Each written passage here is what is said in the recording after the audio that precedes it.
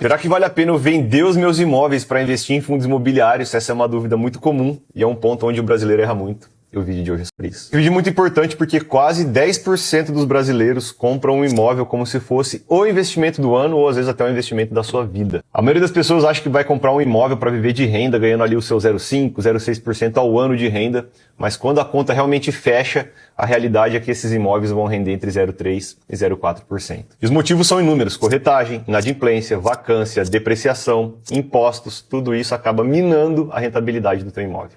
Do outro lado da mesa, a gente tem os fundos imobiliários, investimentos que chegam a pagar entre 0,6% e 0,9% ao ano de rendimento, sendo que você não tem problema com o inquilino te ligando, por exemplo, de madrugada falando que o cano da caixa d'água estourou. E as vantagens são inúmeras. A primeira é que esse rendimento ele já entra na sua conta isento de imposto de renda. O segundo benefício é o poder de diversificação. Com apenas uma cota de um fundo imobiliário, você pode investir em dezenas de imóveis de uma vez só. A terceira vantagem é a liquidez. Em fundo imobiliário, por exemplo, você consegue vender 6 milhões de reais em cotas em um só dia, coisa que um imóvel de 6 milhões de reais leva muito tempo para ser vendido. Liquidez, na verdade, ela é má vista pelo investidor mais tradicional porque ele acaba vendo na tela o valor do teu imóvel e isso acaba tirando o sono dele. Por exemplo, numa pandemia da vida, você não estava vendo que a tua casa estava valendo 20% a menos, mas ela estava, e os fundos imobiliários você estava vendo isso na sua tela. E no final das contas, você está tomando dois riscos muito semelhantes. A única diferença é que em um, você compra o imóvel diretamente, sem diversificação, e no outro você contrata um gestor para cuidar de uma carteira de imóveis por você. Bom, passados os dados, agora vai a minha análise. A minha análise é que investimentos em imóveis diretamente, eles podem ser sim muito benéficos